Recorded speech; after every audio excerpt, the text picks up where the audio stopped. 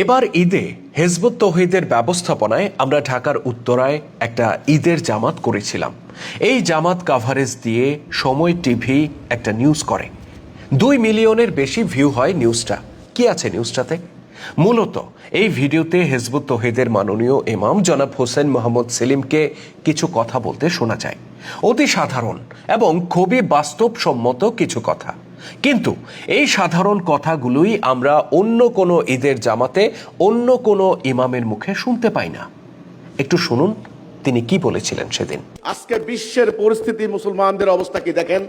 8 কোটি মুসলমান উদ্বাস্তু, শান্তি নাই। আমাদের বাড়ির পাশের মিয়ানমার 24 লক্ষ মুসলমানকে তাড়িয়ে দিয়েছে তাদের ভিটে বাড়ি থেকে। সেখানে শান্তি নাই ওরা। আপনি দেখেন এই ইরান, গতকালকে ইরানে কিন্তু হামলা হয়েছে। প্যালেস্টাইনের অন্তত লক্ষ লক্ষ মুসলমানকে হত্যা করেছে, জবাই করেছে। আজকে সেখানে তারা উদ্বাস্তু। আমি তো বললামই 8 কোটি মুসলমান উদ্বাস্তু। অথচ আমরা দুনিয়াতে আপনার হলো 240 কোটি মুসলমান, 31% মুসলমানদের টোটাল আয়তন 3 কোটি 22 লাখ বর্গ মাইল।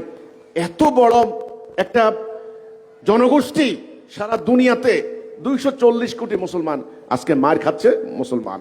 আমাদের বাংলাদেশ, আমাদের এই মুসলমানদের ভেতরে আপনি দেখেন গত কয়েকদিন আগে এই যে একটা মেয়ে, মাত্র 7 বছরের মেয়েটাকে ধর্ষণ করে তাকে জবাই করে হত্যা করলো।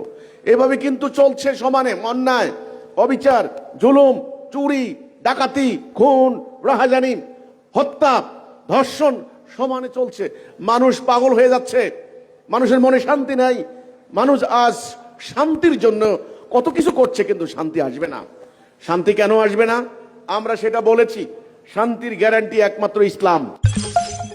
সময় টিভিকে ধন্যবাদ জানাই এই নিউজটা কভারেজ দেওয়ার জন্য।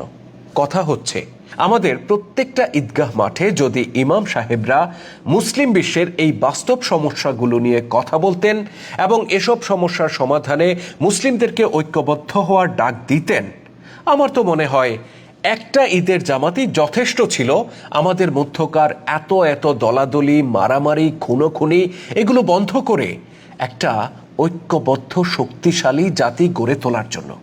কিন্তু আমাদের মুহতারাম ইমামগণ কি জাতিকে সেই ঐক্যের পথে পরিচালিত করবেন? আমার জানা নেই। আপনার জানা থাকলে কমেন্ট করতে পারেন। ধন্যবাদ।